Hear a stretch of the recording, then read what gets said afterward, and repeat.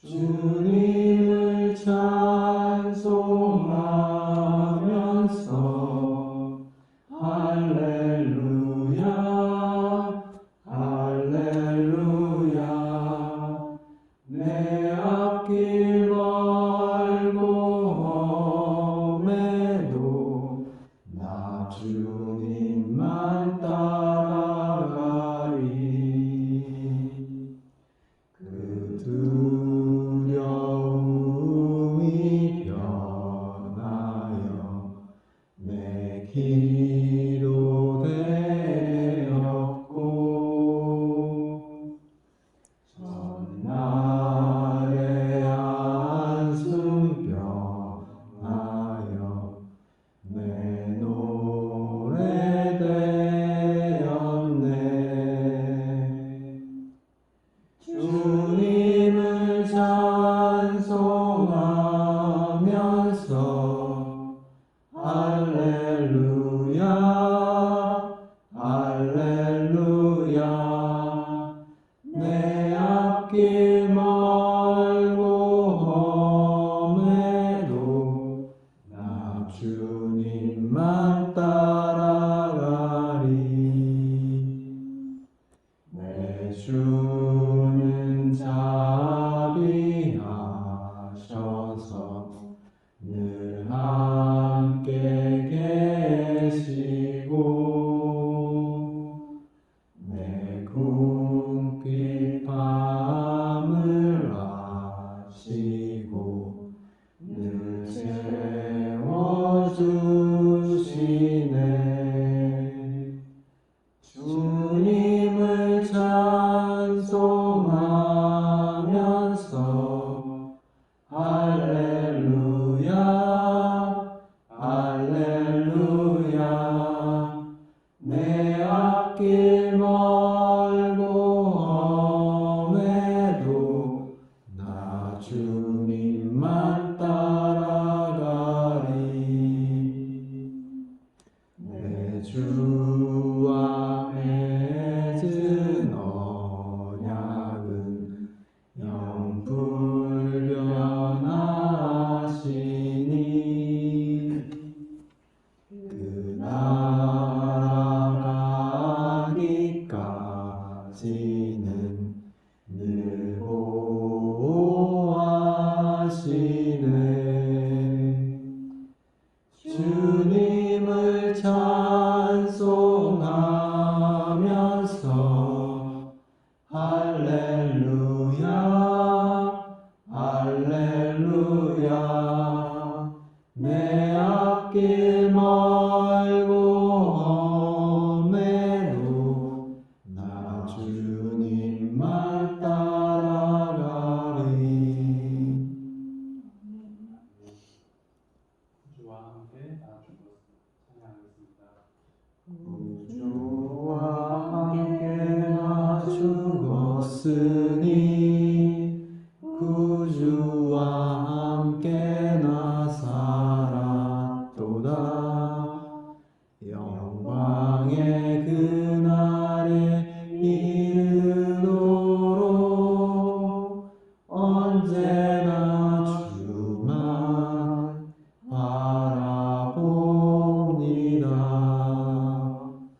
언제나 주는 날 사랑하사 언제나 새 생명 주시나니 영광의 그날에 이르도록 언제나 주만 바라봅니다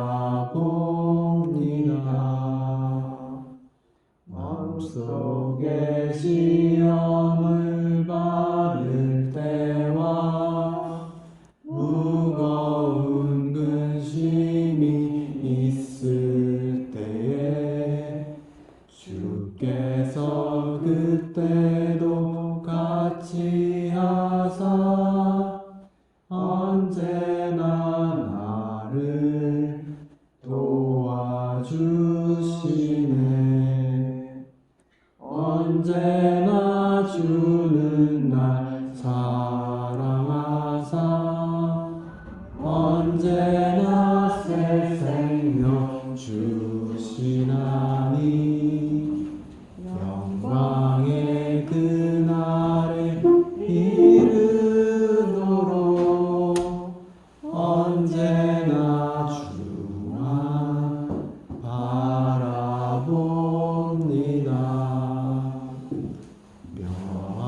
아픈 눈물을 흘릴 때와 쓰라린 마음으로 단식할 때 주께서 그때도 같이 하사 언제나 나를 생각하시네.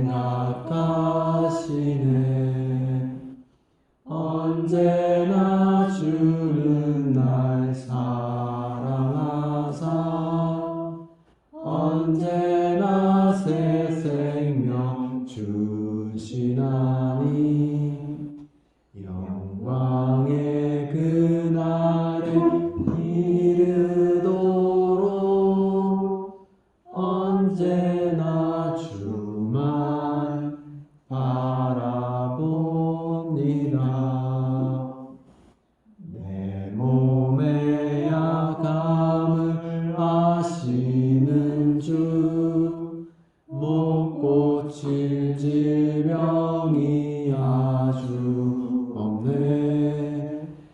외로운 날이나 기쁠 때나 언제나 나와 함께 계시네. 언제나 주는 날 사랑하사 언제나 새 생명 주시나니 영광의 그날에 이르도록 언제나 주만 바라봅니다.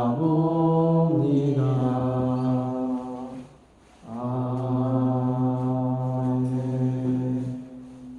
우리 오늘 예배를 위해서 잠깐 기도하고 대표 기도함으로 우리 예배를 시작하겠습니다. 잠깐 동성으로 기도하겠습니다. 아버지 시험에 마라 주옵소서. 예배 마라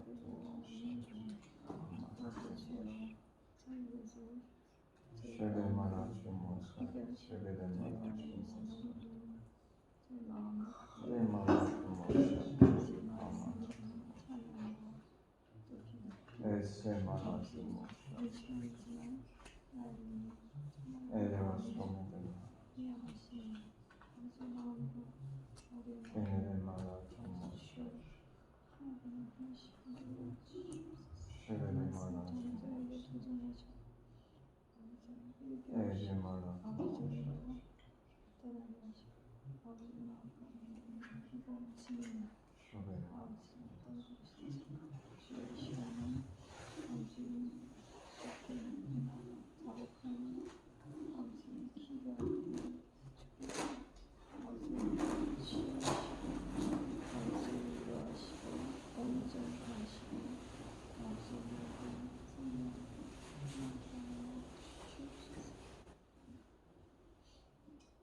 하나님 감사합니다.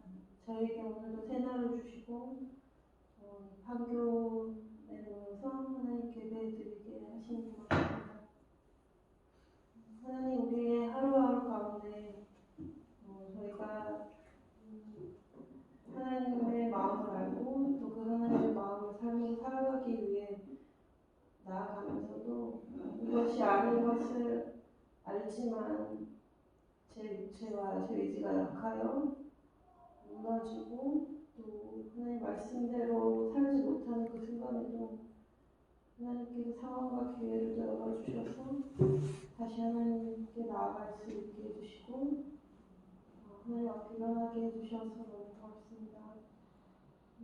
그런 시간들을 보내며 깨닫는 것이 제가 완전하여 하나님께 나아가는 것이 아니라 제 안에 하나님의 마음이 실려 있으면 하나님의 어느 상황과 어느 때든지 다시 일어나게 하시고 함께 가자 하신다는 그것을 또한 깨닫고 감사합니다. 하나님, 시대가 많이 바뀌고 있습니다.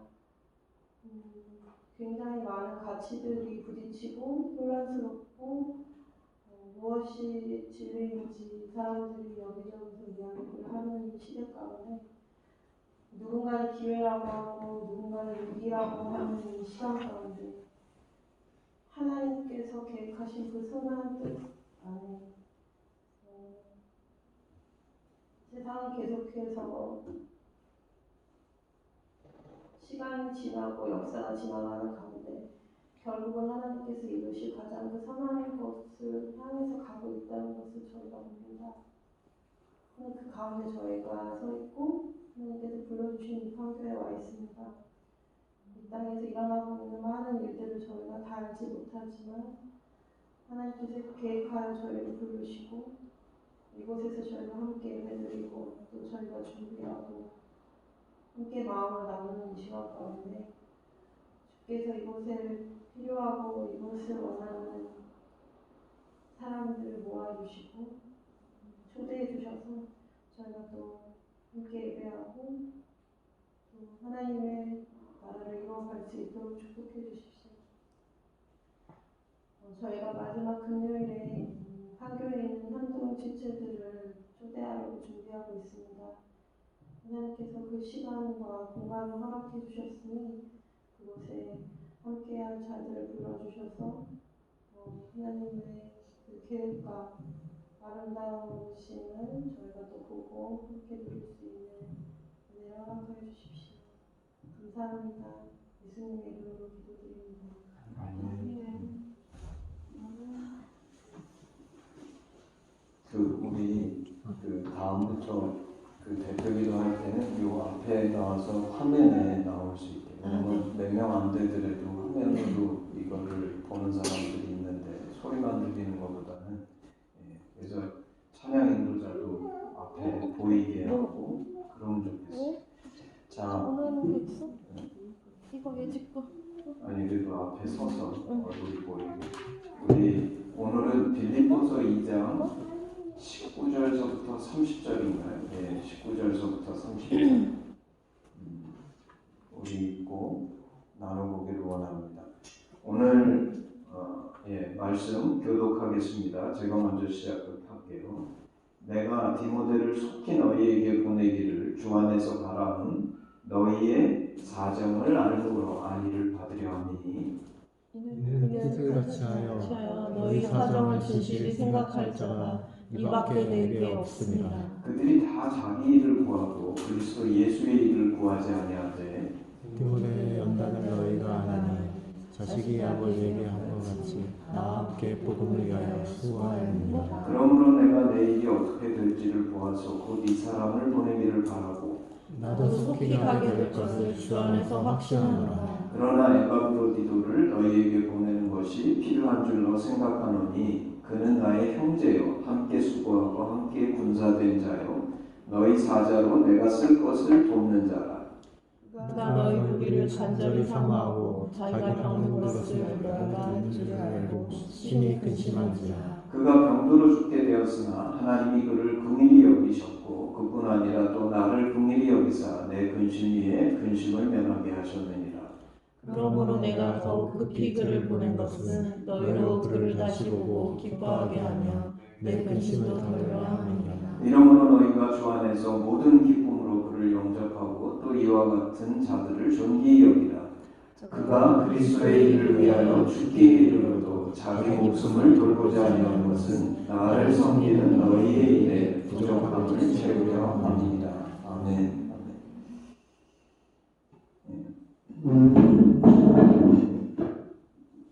오늘 우리 빌립보서 2장 19절서부터 30절 말씀인데 제목을 이렇게 붙여보았어요. 세 사람 두 추천서. 세 사람 두 추천서. 사실 오늘 말씀에는 세 사람이 등장하죠. 한 사람은 사도 바울, 그리고 디모데, 그리고 에바브로디도예요. 근데 사실 19절서부터 24절까지는 디모데에 대한 얘기고 25절서부터 30절까지는 에바브로디도에 대한 얘기인데, 사실 사도 바울이 오늘 이 디모데하고 에바브로디도를 빌립보 교회에 보내면서 이 편지를 써서 같이 봉송해서 보내는 거죠. 근데 꼭 뭐처럼 나한테 들리냐면 디모데에 대한 추천서 그리고 에바브로디도에 대한 추천서인 것처럼 들리는 거예요. 근데 이 추천서의 내용을 쳐다보게 되면 디모데에 대해서 사도 바울이 세 가지를 추천합니다. 세 가지 팩트를 얘기해요. 그리고 에바브로디도에 대해서는 두 가지라고 얘기할 수도 있고 세 가지라고 얘기할 수도 있는 그런 추천을 합니다.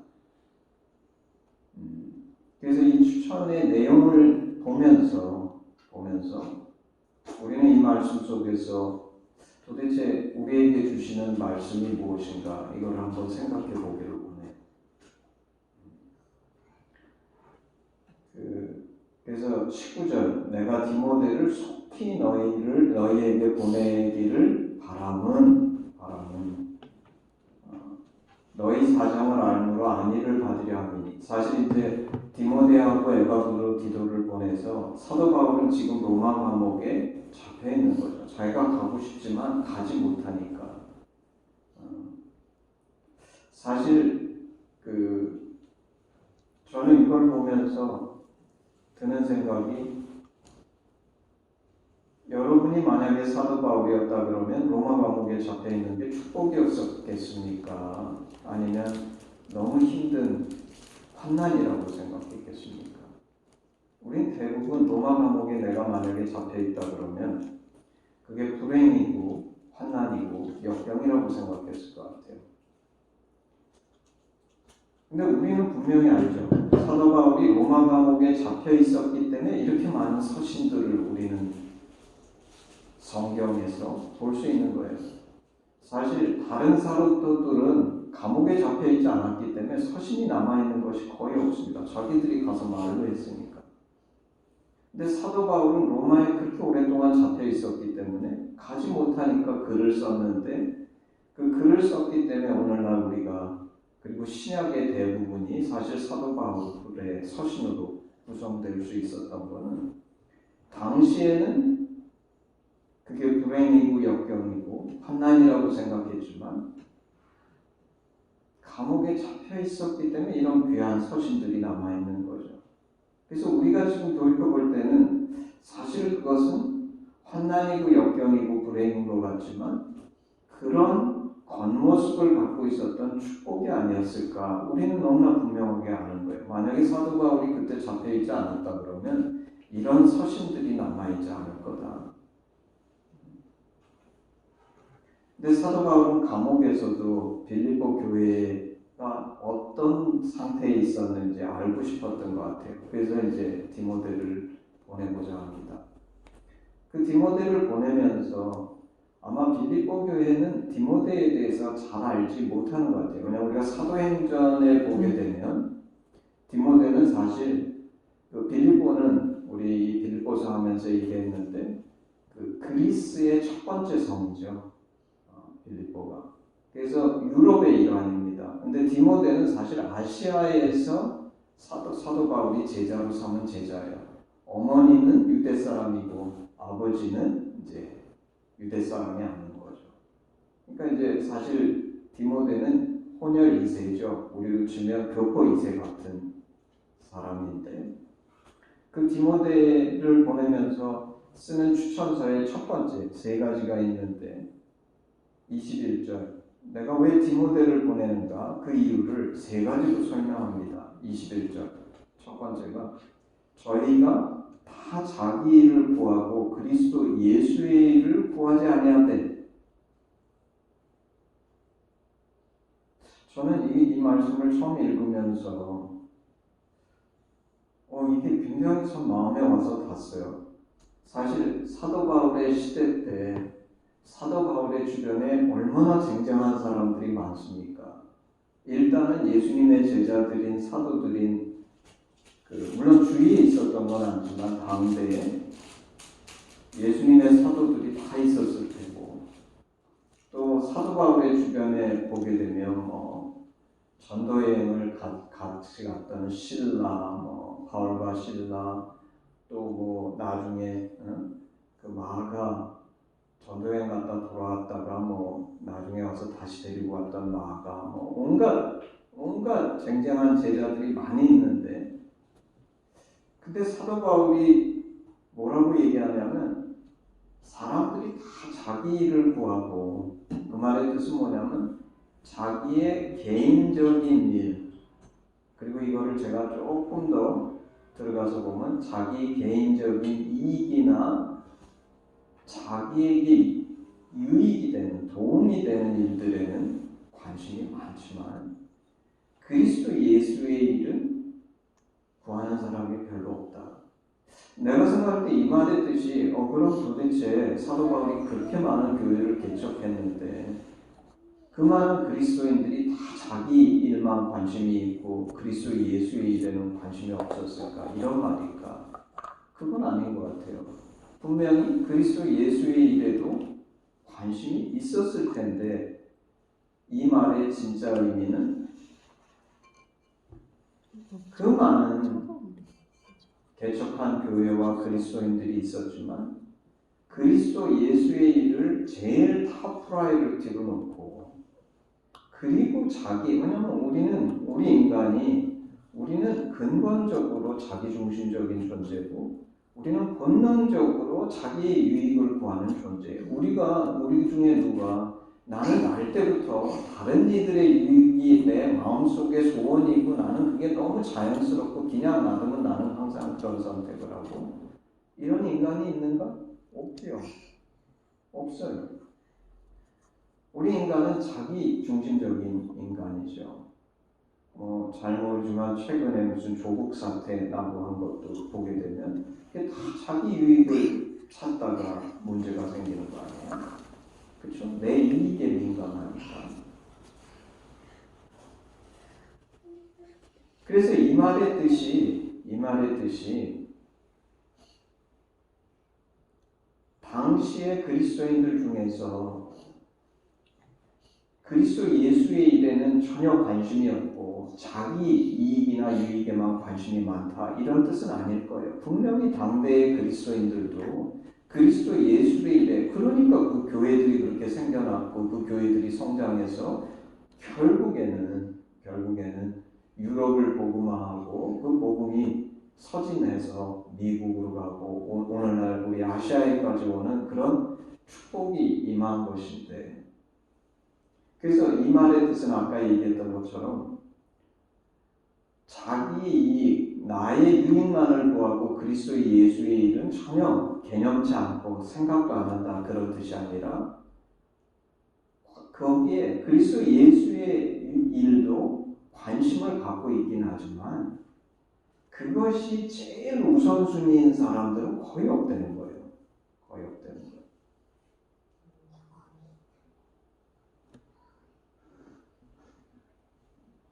그리고 이 말씀 앞에 우리는 한번 우리를 비춰봐야 되지 않을까 싶은 거예요. 나의 우선순위는 도대체 어떻게 되어 있는가? 나는 자기 일이 제일 우선순위인가? 아니면 그리스도 예수의 일이 제일 우선순위인가? 만약에 이것이 이런 뜻은 아니죠. 그리스도 예수의 일에 전혀 관심도 없다. 그 사람은 예수와 아무 상관도 없는 사람이니까 사실 우리랑 전혀 이 말씀과 전혀 관련이 없는 사람이에요. 그런 얘기를 하려고 이 얘기를 한 게 아니죠.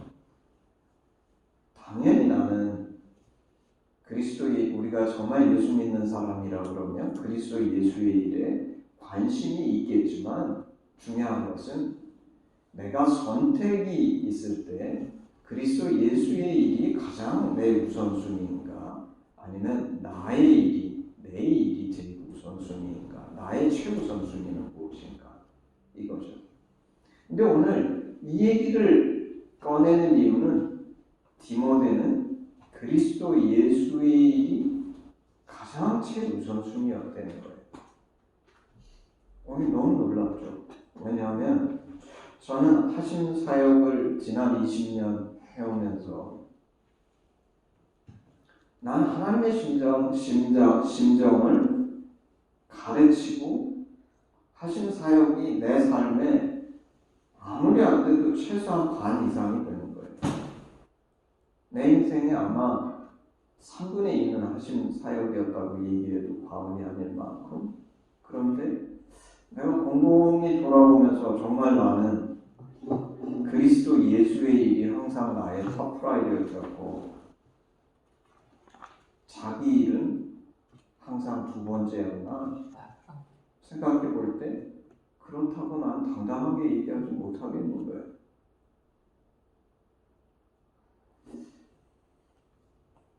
그리고 이 질문을 나는 우리 모두가 다 해봐야 된다고 생각합니다. 그게 첫 번째예요. 왜 내가 디모데를 너희에게 보내는가? 디모데를 추천하는가? 너의 사정을 알기 위해서 왜 디모데가 적격인 사람이라고 생각하는가? 왜냐하면 디모데는 그리스도 예수의 일이 항상 최고의 우선순위였고 자기 일은 두 번째. 그게 이제 사실 사도 바울이 로마서인가요? 군사된 자는 자기 개인적인 일은 2차적인 것이 되고 받은 명령이 제일 우선순위다. 그 얘기를 사도 바울이 또 하죠.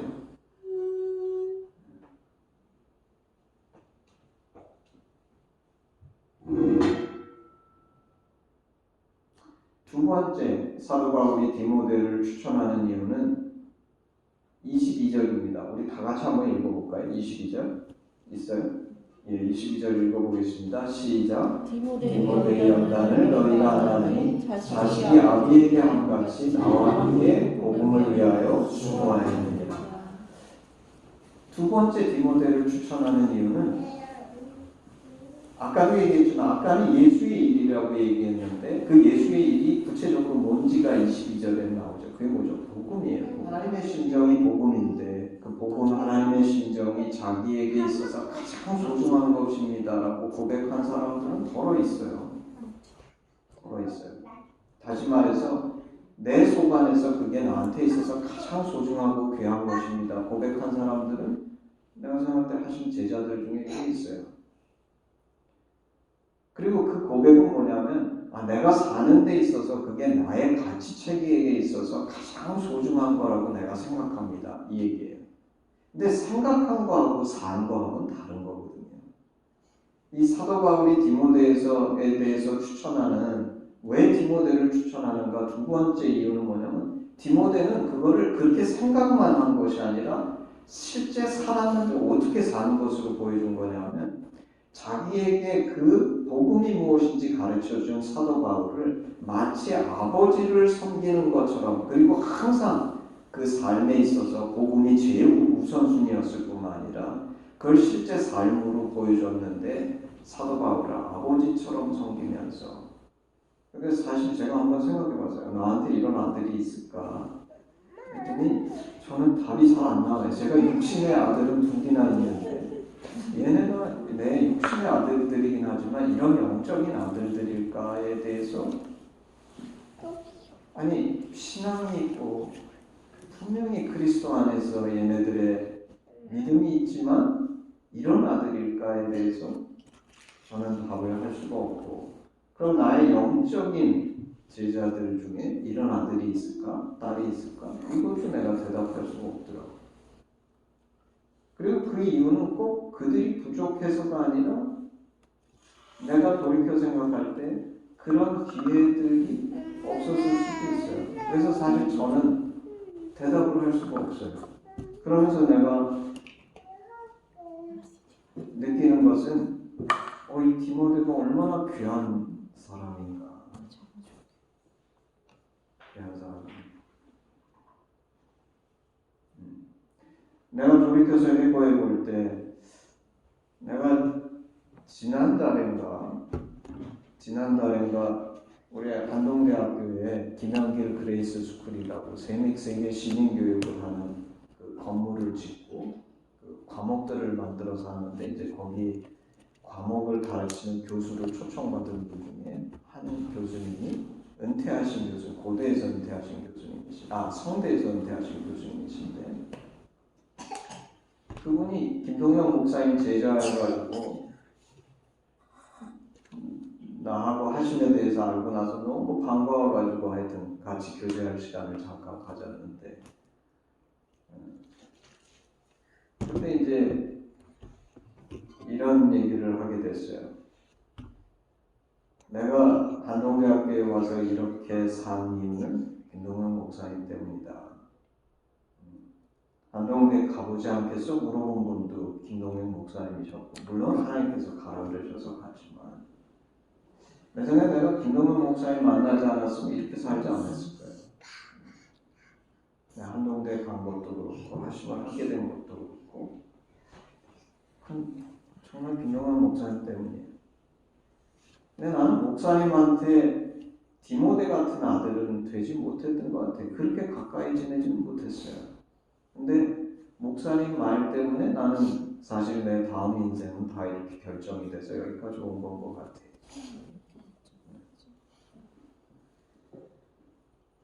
그러면서 내 드는 생각이 이 디모데가 정말 귀하구나. 그리고 이런 디모데가 나아진 것은 사도 바울이 그리스도 예수의 일, 복음이 사도 바울에게 있어서 분명한 탑 프라이어리티고 항상 그렇게 행하지 않았다면 어떻게 이런 아들이 나올 수 있었을까?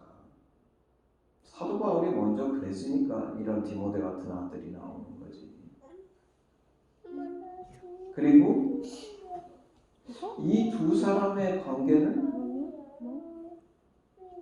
세상은 정말 꿈도 꿀 수 없는 관계구나. 이 관계는 자신들이 갖고 있는 최고의 가치관과 목적과 소명과 인생의 모든 것에서 정말 같은 지향점을 지향할 뿐만 아니라 그것이 너무 분명하고 서로 똑같기 때문에 사실은 육신의 자녀가 아닌데 사도 바울을 영적인 아비지만 동시에 육신적으로도 아버지처럼 섬긴 아들이 디모데였다. 이게 이제 두 번째 추천이에요.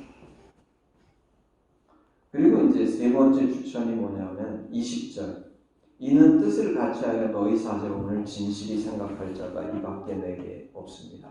참 이 말이 나는 가슴에 많이 닿아요. 이 말에는 두 가지가 담겨 있어요. 첫 번째는 사도 바울 주변에 그렇게 많은 사람이 있었지만 내가 생각하는 것처럼 그리고 너희 사정에 대해서 진실이 생각할 자, 한쪽으로 치우치지 않고 정말 균형이 잡혀서 하나님께서 보시는 것처럼 그리고 내가 가면 볼 것처럼 볼 수 있는 그런 사람이 한 명밖에 없다.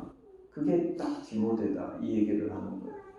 그리고 이 말 속에는 무엇이 담겨 있냐면 우리가 아는 것처럼 우리가 하나님께 가까이 나아가면 나아갈수록 우리가 성숙하면 성숙할수록 우리는 덜 평가적이 되죠. 더 객관적이 됩니다. 신앙이 되는 건 뭐냐면 내가 하나님 앞에 더 성숙해지고 깊어질수록 나라는 것이 없어지고 오히려 하나님을 닮아서 더 객관적이 되고 그래서 사실은 참 신앙이라는 것은 뭐냐면 하나님 보시는 것처럼 볼 수 있는 건데 그래서 여기 나오는 것처럼 너희 사정을 진실하게 볼 수 있게 되는 비결이 뭐냐면 디모데의 성숙함이에요.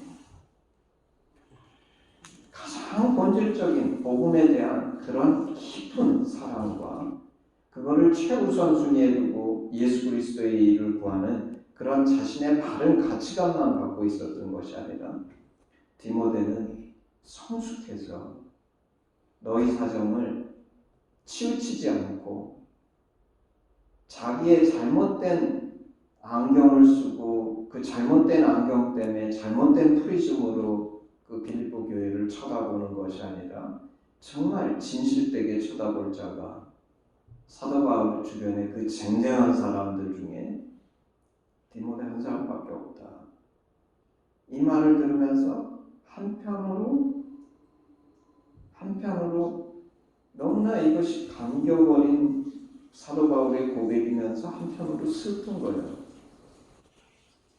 그렇게 많은 그리스도인이 당대에 쟁쟁한 사람들이 사도 바울 주변에 있었을 텐데 한 명밖에 없구나, 이런 사람이.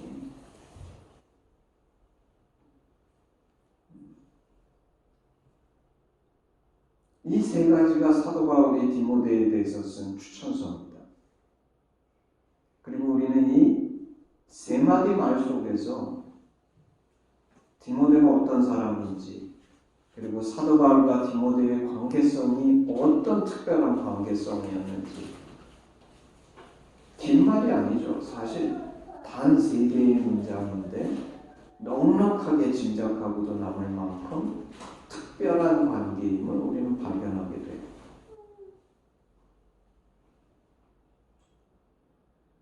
그리고 이제 두 번째 등장하는 사람이 에바브로디도예요.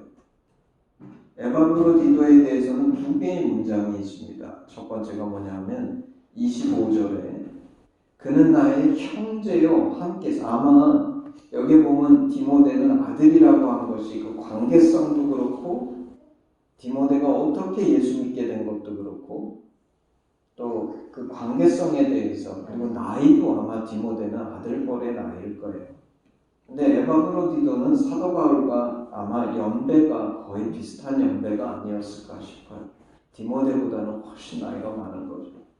그래서 사도 바울이 에바브로디도를 뭐라 그러냐면 나의 형제요, 함께 수고하고 함께 군사된 자요. 그러니까 에바브로디도는 사도 바울과 와가지고 형제처럼 같이 사역한 사람이 에바브로디도인데, 특별히 에바브로디도는 너희 사자로 나의 쓸 것을 돕는 자라. 사도 바울의 사역을 크게 도와준 것보다 사도 바울의 삶 자체를 너희 나의 쓸 것을 돕는 자라. 그리고 그것이 빌립보 교회가 에바브로디도를 사도 바울에게 보낸 이유입니다. 사도 바울을 돌봐주게 하려고. 먹는 거 챙겨주고 생활하는 거, 이런 것들을 돌보기 위해서 빌립보 교회가 특별히 파송한 사람이 에바브로디도인데, 사도 바울이 그에 대해서 뭐라고 추천하냐면 나의 형제여, 함께 수고하고 함께 군사된 자여, 너희 사자로 나의 쓸 것을 돕는 자라.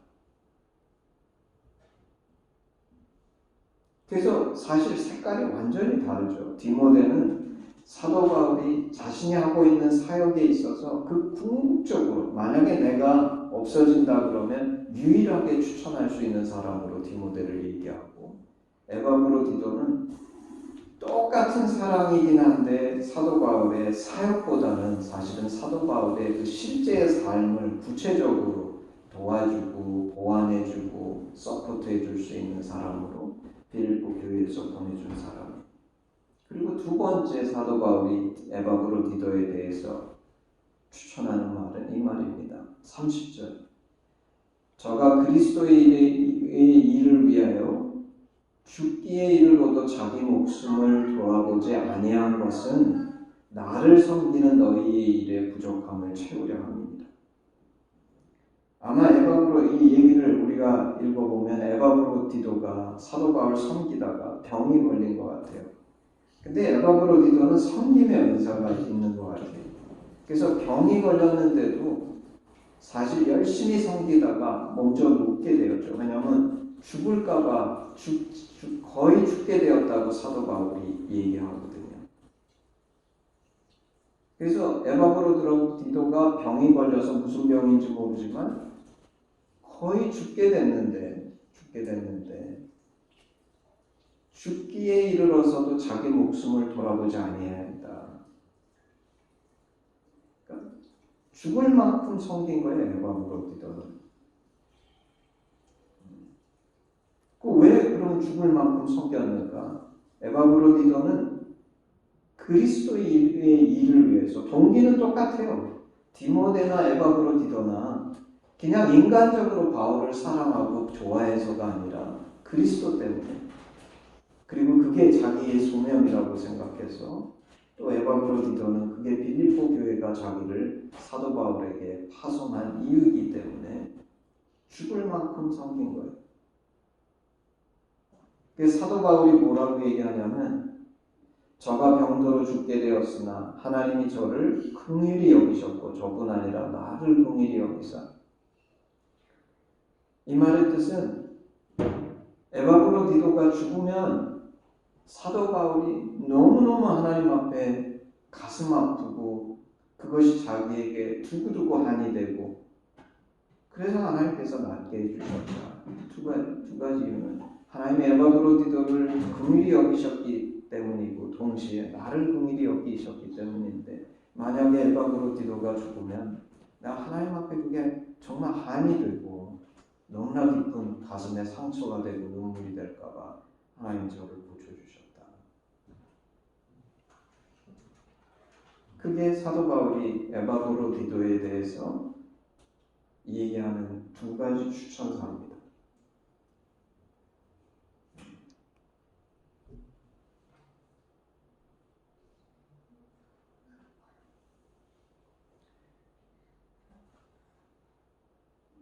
근데 그러니까 두 사람, 디모데와 사도 바울의 관계, 에바브로디도와 사도 바울의 관계.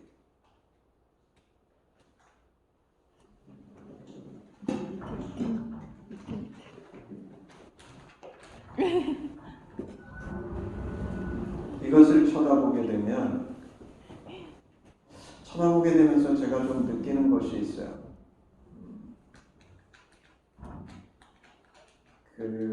사실 모르겠어요. 그러니까 하나 내가 얘기하고 싶은 거는 한 가지 여기서 짚고 싶은 게 우리는 어떻게 그리스도 예수의 일이 나의 탑 프라이어리티가 되는가.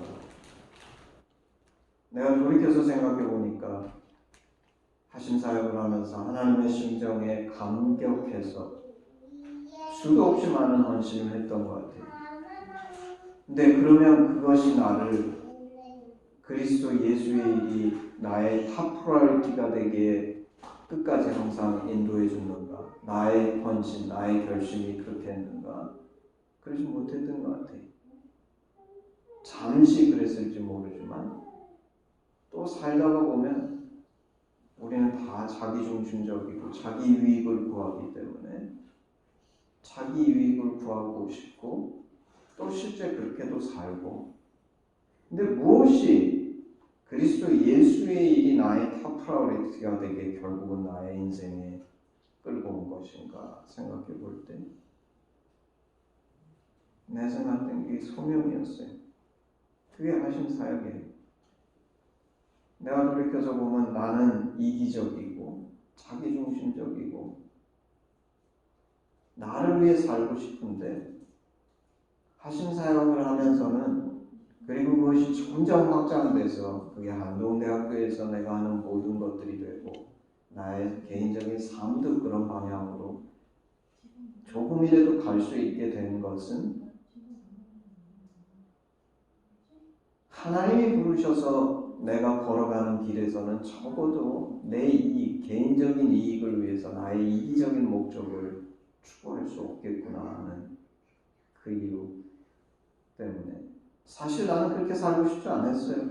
왜냐하면 나는 수도 없이 많이 물어봤어요. 내 아내가 증인이에요. 왜 나는 바보같이 이 하나님의 심정, 그리고 나는 사실 100% 목회자도 아닌데 시간과 노력과 수고와 이 모든 걸 들면서 보상도 없는 일을 이렇게 매달려서 있어야 되는가 생각할 때가 많았는데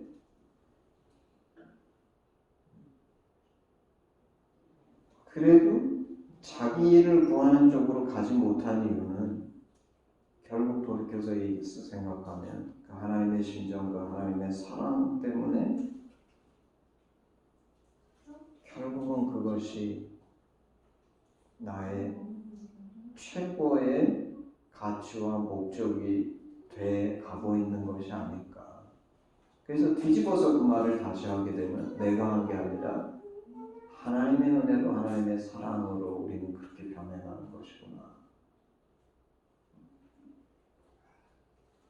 그런 삶은 사실 내가 젊었을 때는 창세기니 뭐 창세기 아브라함, 이삭, 야곱 이런 걸 보면서 젊어서 하나님을 열심히 섬기면 나이 들어서는 복도 많고 이 땅에서 뭐 많은 복을 누리고 다윗처럼 축복받고 내 생각할 때 적지 않게 그런 기대가 있었던 것 같아요. 아마 내 생각에 여러분들한테도 그런 기대가 있을 거예요. 그리고 더러 하나님께서 그렇게 은혜 주시는 사람도 있지만 근데 내가 살면서 발견한 것은 사실은 나는 자기의 일을 구하지 않고 예수 그리스도의 일을 구하는데 그런 축복을 받는다는 것은 사실은 굉장히 드문 경우다. 왜냐하면 콩 심은 데서 콩이 나고 팥 심은 데서 팥이 나는데 나의 유익을 위해서 심지 않는데 어떻게 내가 이 땅에서 그런 복들을 다 누릴까? 내가 이제 나이가 드니까 이건 거의 불가능한 일이구나.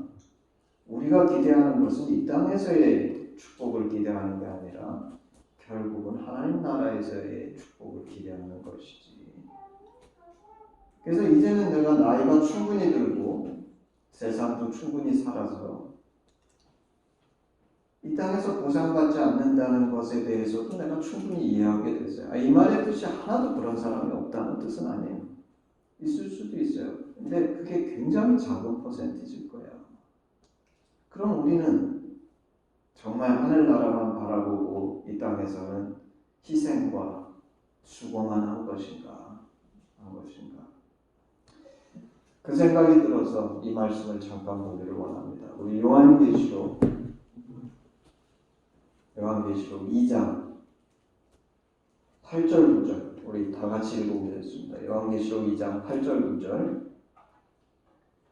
찾았으면 우리 다 같이 읽읍시다. 시작. 서머나 교회의 사자에게 편지하기를 처음이여 나중이여 죽었다가 살아나시니가 가라사대 내가 네 환난과 궁핍을 아노니 실상은 내가 부여한 자니라. 자칭 유대인이라 하는 자들의 배반도 아노니 실상은 유대인이 아니요 사단의 배라. 우리 하나 더 찾아보겠습니다. 요한복음 3장 요한계시록 3장 14절서부터 17절 우리 다 같이 읽어보겠습니다. 시작. 라오디아 교회의 사자에게 편지하기를 아멘이시오 충성되고 참된 증인이시오 하나님의 창조의 근본 되신 이가 가라사대 내가 내 행위를 아노니 내가 차지도 아니하고 더없지도 아니하도다. 내가 차든지 더없든지 하기를 원하노라. 내가 이같이 미지근하여 더없지도 아니하고 차지도 아니하니 내 입에서 너를 토하여 내치리라. 내가 말하기를 나는 부자라 부여하여 부족한 것이 없다 하나 내 권고한 것과 가난한 것과 또 눈먼 것과 벌거벗은 것을 알지 못하도다. 우리는 이 두 교회에 우리 주님이 하신 말씀을 보게 되면 우리 주님은 완전히 우리랑 다른 퍼스펙티브를 갖고 계시다는 것을 우리는 발견해요. 사실 라오디게아 교회는 부자 교회였어요. 많은 사람들이 물질적으로 풍성하고 넉넉했어요. 근데 주님은 그 라오디게아 교회에 대해서 뭐라고 하시냐면 내가 그 곤고한 것과 가련한 것과 가난한 것과 눈먼 것과 벌거벗은 것 뭐 하나도 갖고 있는 게 없어요. 벌거벗었고 눈먼고 가난하고 가련하고 곤고하다. 근데 반면에 우리 계시록 2장에서 읽은 그 서머나 교회는 너무나 궁핍한 교회였지만 주님 뭐라고 그러시냐면 내가 부여한 자다. 그럼 도대체 서머나 교회는 뭐가 부여했을까?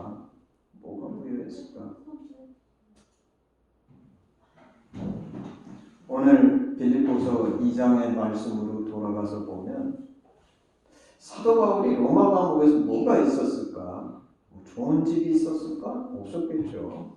자기가 살던 것도 아닌데 감옥에 있는 사람이 무슨 주거 환경이 좋았을까? 좋았을 리가 없죠.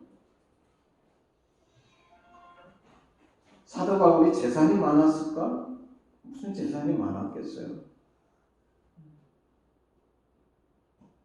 요새 우리 축복받았다고 얘기하는 그 메가처치처럼 주일날 되면 사도 바울 설교하는데 뭐 몇만 명이 왔겠어요? 도대체 뭐가 있었을까? 제가 사실은 오늘 시간이 없어서 읽지 않지만 빌립보서 4장에 가게 되면 빌립보 교회들에 대해서 이름들이 거론되는데 거기 나오는 이름도 별로 많지 않아요. 많은 사람이 있는 것 같지는 않아요. 근데 오늘 우리가 아까 나눴던 것처럼 사도 바울과 디모데, 사도 바울과 에바브로디도의 관계를 생각할 때 이런 관계의 축복을 받은 사람이 세상에 몇이나 있을까? 나는 사실 아까 내가 고백했어요. 내가 20년 하신 사역을 했고 내가 키운 제자들이 5,000명도 넘는데 나한테 디모데 같은 아들이 있을까에 대해서 내가 확실히 대답 못한다고 그랬잖아. 내가 사실 대형교회 목사님들한테도 물어보고 싶어. 내가 제자훈련하면서 그 얘기한 게 있어요. 당신들이 몇만 명을 놓고서 설교할지 모르지만 진짜 당신이 키운 제자가 몇 명이나 있습니까? 당신은 몇 명을 제자로 키웠습니까? 설교는 뭐 몇십만 명을 데리고 있을지 모르지만 당신이 진짜 키운 제자가 몇 명이 있습니까? 그리고 그 중에 디모데가 있습니까? 내 생각에 한국교회는 에바브로디도는 좀 있을지 몰라요. 근데 에바브로디도와 같은 모양으로 보이는 사람이 있을지 모르지만 에바브로디도의 진심을 가진 죽기까지 섬기면서도 기꺼이 섬겼던 그 진심이 있는 에바브로디도 같은 사람이 있습니까? 이거에 예스라고 대답할 사람이 난 몇 명이나 있을지 모르겠어요. 우리 한국 대한민국에 전 세계에 몇 명이나 있을까?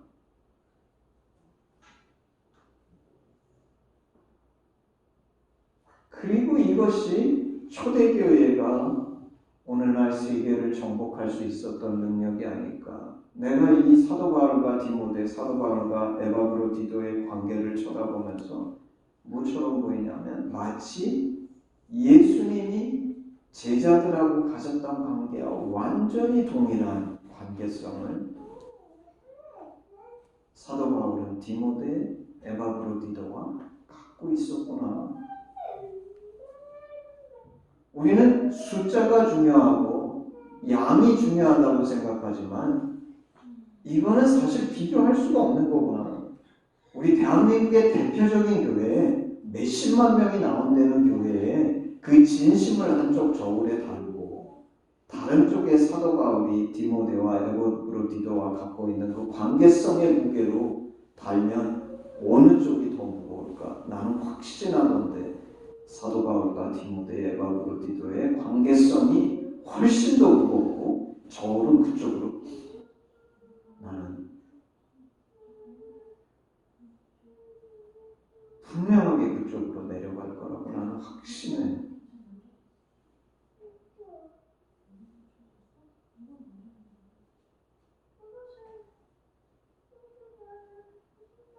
그러면서 내가 깨닫는 거는 바울은 가난하지 않았구나. 비록 로마 감옥에 있었지만 비록 육신적으로는 부족한 것이 많이 있었을지 모르지만 이런 관계성을 갖고 살 수 있었던 사람은 이 땅의 최고의 천국을 누리며 사는 것이고 그리고 그 천국은 반드시 이 땅을 정복할 수밖에 없고 이길 수밖에 없기 때문에 초대교회는 세상을 바꾼 것이구나. 사실 내가 바라고 기대하는 것은 우리가 스스로 보는 것처럼 판교하신 교회는 참 보잘것없고 미미해요. 근데 내가 여기를 오는 이유는 나한테는 이 소원이 있는 거예요. 내가 많은 제자들을 훈련했지만 사실 이런 관계성을 디벨롭할 수 있는 기회와 시간을 주지 못했어요. 나도 없었고, 왜냐하면 훈련시켜서 다 보내야 됐으니까. 바라기는 판교하신 교회를 통해서 우리가 이런 관계성을 우리가 경험할 수 있다 그러면, 그리고 이런 관계성이 있기 위해서는 첫 번째 사도 바울이 있어야 돼요. 복음을 위해서라면 사도 바울은 누군가 다른 어떤 것보다도 예수 그리스도의 일이 나의 최고의 프라이어티인 사람. 그 사도 바울을 보고 사도 바울을 배워서 디모데는 그것이 단순히 자신의 생각이 된 것이 아니라 사도 바울을 아버지처럼 섬기면서 범사에 디모데도 그런 사람인 것을 보여줬고 증명했을 뿐만 아니라 똑같은 사람을 가지고 사도 바울의 삶을 서포트하면서 죽기까지 섬겼던 에바브로디도를 쳐다보면서 나는 이게 진짜 교회라고 생각해. 교회는 그저 인간들이 숫자만 많아가지고 모여가지고 헌금이나 드리고 찬양이나 하고 마치 우리가 하나님과 엄청 영광 돌리는 것처럼 척하는 곳이 아니라 우리 요한복음에 예수 그리스도께서 얘기하신 것처럼 내가 너희를 사랑한 것처럼 너희도 서로 사랑하는, 그 서로 사랑한다는 것은 이 예수 그리스도의 사랑을 내 가슴 깊이 품고 그 사랑으로 사랑하는 오늘 사도 바울과 디모데, 사도 바울과 에바브로디도 같은 이런 깊은 사랑의 관계성이 있는 것이 비로소 교회지, 재정이 있고 인원이 있고 사업이나 하고 일이 돌아간다고 해서 그게 진짜 교회는 아니다. 참 교회는 정말 예수 그리스도, 예수 그렇기 때문에 그 하나님의 심정 때문에 그리스도의 일이 나의 최고의 프라이어리티가 되고 그것을 위해서 내가 죽는 것도 마다치 않은 에바브로디도 같은 그런 사람들이 있는 곳이 나는 진짜 교회가 아닐까. 그런 의미에서 내가 돌이켜보면 나는 별로 진짜 교회를 보지 못했어요. 죽기 전에 바라기는 이런 교회를 한번 보고 죽을 수 있다 그러면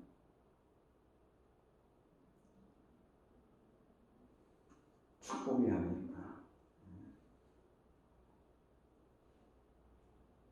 그리고 그것은 단순히 우리에게 축복이 아니라 예수님이 그 사랑을 보여주셨기 때문에 우리의 모든 문제가 해결되고 이 땅이 더 이상 버려진 세상이 아니라 천국으로의 전환이 일어나기 시작했던 것처럼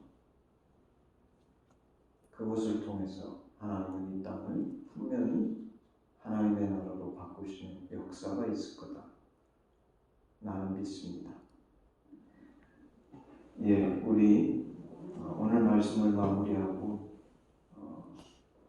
우리 오늘 말씀과 헌금 위해서 우리 잠깐 묵상 기도하고 제가 기도하겠습니다. 오늘 들은 말씀 기억하면서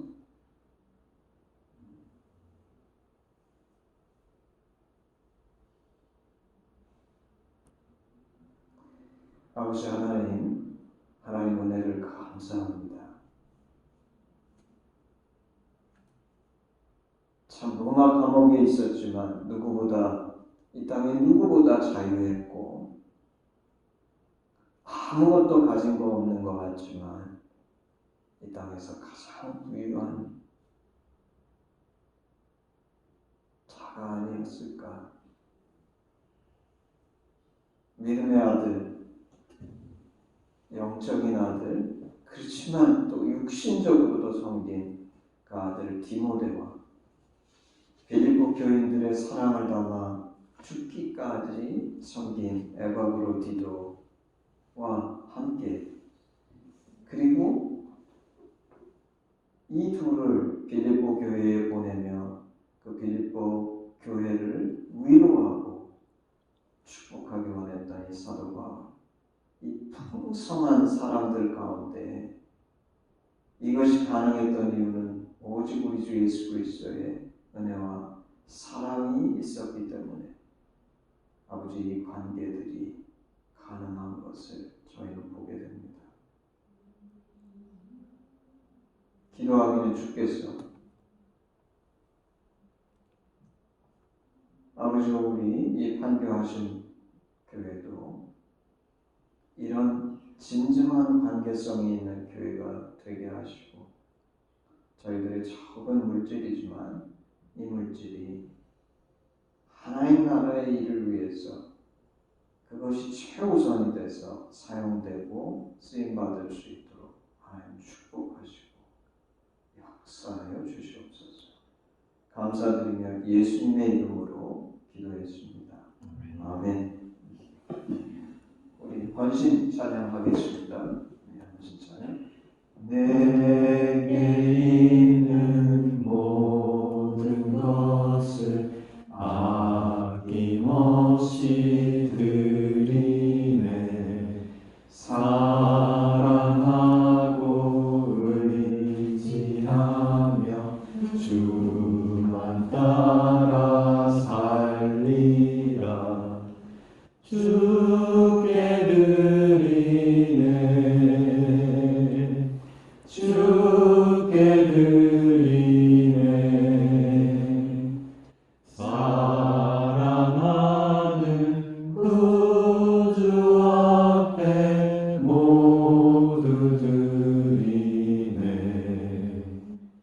내게 있는 모든 것을 겸손하게 드리네. 세상 욕심 멀리하니 나를 받아 주소서. 주께 드리네. 주께 드리네.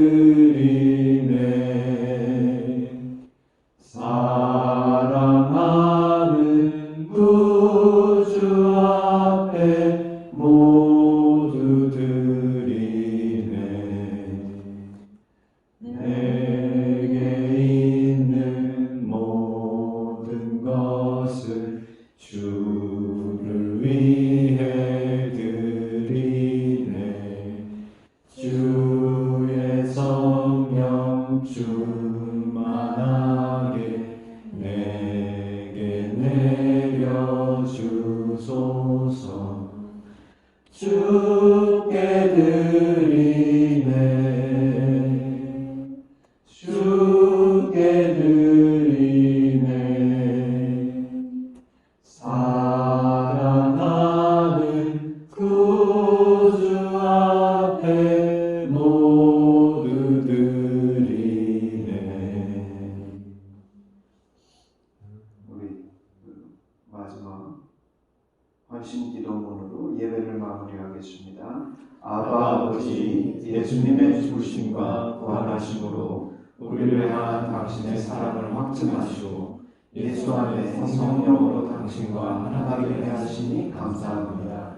구하오니 우리 공동체가 당신 안에 더욱 하나되게 하시고 우리를 온전케 하사 판교와 대한민국 열방과 가운데 당신의 심정이 더욱 증거되게 하시옵소서. 나라와 권세와 영광이 아버지께 영원히 있사옵나이다. 아멘.